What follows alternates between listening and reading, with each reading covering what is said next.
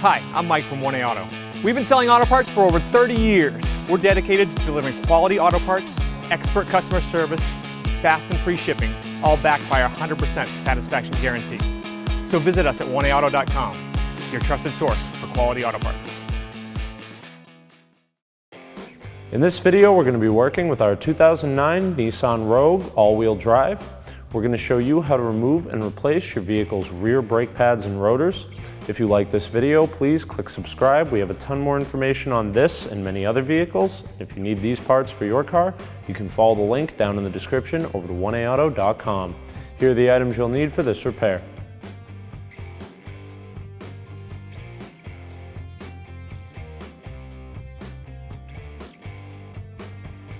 Loosen your lug nuts with a 21mm socket and a breaker bar. You want to loosen them all about one turn. Raise and support your vehicle. We're using a lift to make it easier to show you what's going on, but this job can easily be done at home with a jack and jack stands. Now normally you can remove lug nuts by hand, but these are recessed pretty far into the wheel. So I'm just going to use the 21mm socket in my hand to remove the rest of our lug nuts. Remove your wheel and tire. Remove the two 14mm caliper bolts with a 14mm socket and ratchet. Make sure you crack them both loose before removing either one fully. Now this pin is pretty stuck in the caliper bracket.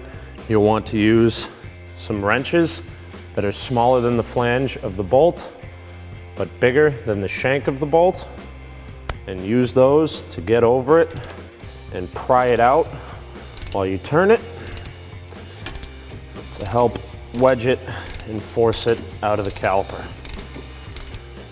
Now you'll see I'm using two wrenches to bridge this gap.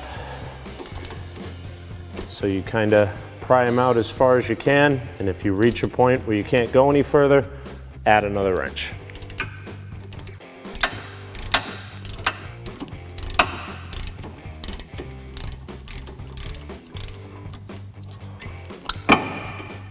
Now normally we would use a bungee cord to secure these, but this caliper isn't very heavy, and I have a nice flat control arm back here where we can just rest it out of the way. Loosen the caliper bracket bolts with a 17mm socket. Ours are pretty rusted, so we're using a breaker bar. You may just be able to use a ratchet. Again, be sure to break both loose before removing either one fully.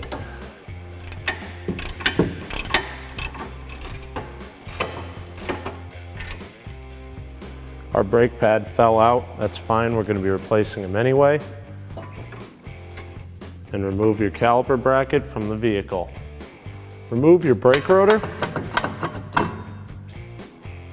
Here we have our old brake parts that we removed from our vehicle and our new parts from 1aauto.com.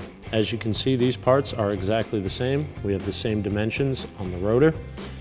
This small hole here is an access for your e-brake adjuster, so you can adjust that up. However, there should be a rubber plug here that's missing on our part. Our brake pads actually aren't that bad. The reason we're replacing these brakes is due to the heavy corrosion and rust buildup on the rotors.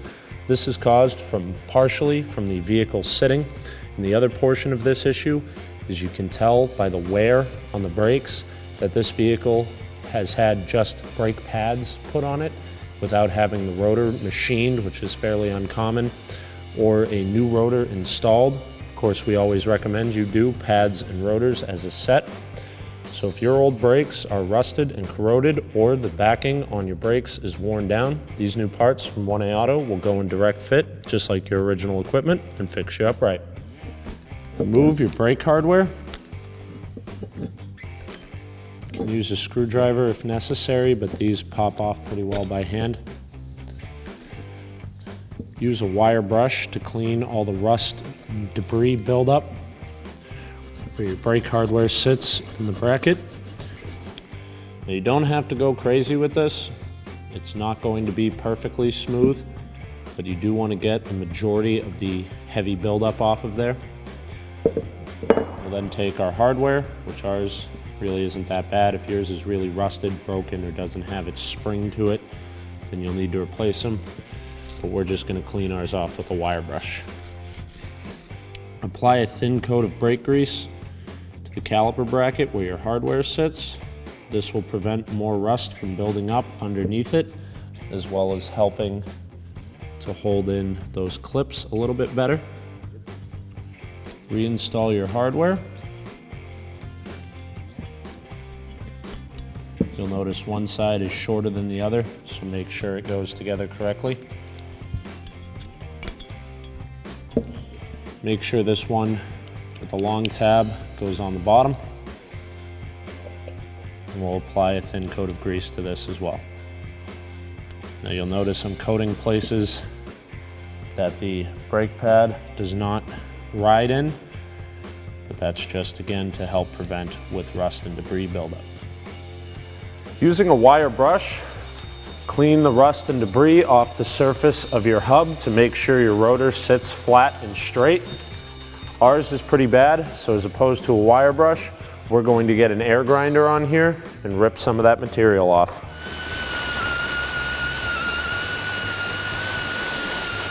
We'll now apply a thin coat of grease to the hub.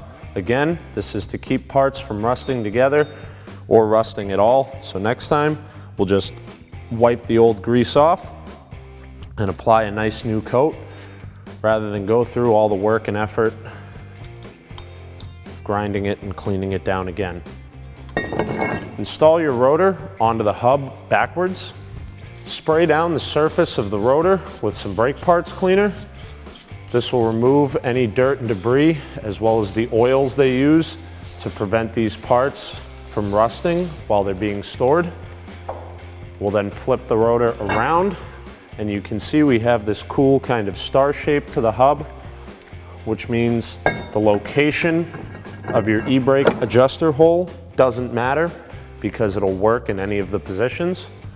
And then we'll spray down the front side too. Reinstall your brake caliper bracket as well as the two 17mm bolts. Tighten them down with the 17mm socket and ratchet. Install your brake pads and apply a coat of grease to the back side of the pad where the caliper will contact it.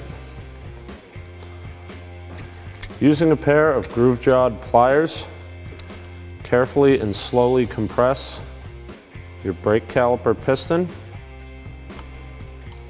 Grease your guide pins. Reinstall your brake caliper over the pads. Make sure that you get your boots lined up and start your pins. We'll then tighten down our pins with a 14mm socket and ratchet.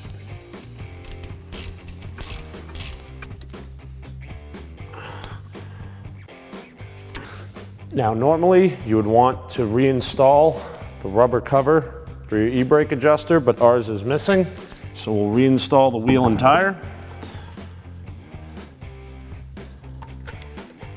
I'll get one nut started on there. We'll get the rest on as best we can and then tighten them down by hand with our 21mm socket.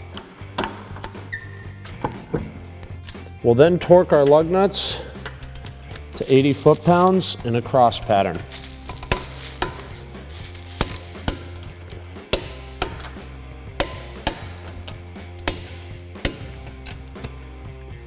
Thanks for watching. Visit us at oneauto.com for quality auto parts, fast and free shipping, and the best customer service in the industry.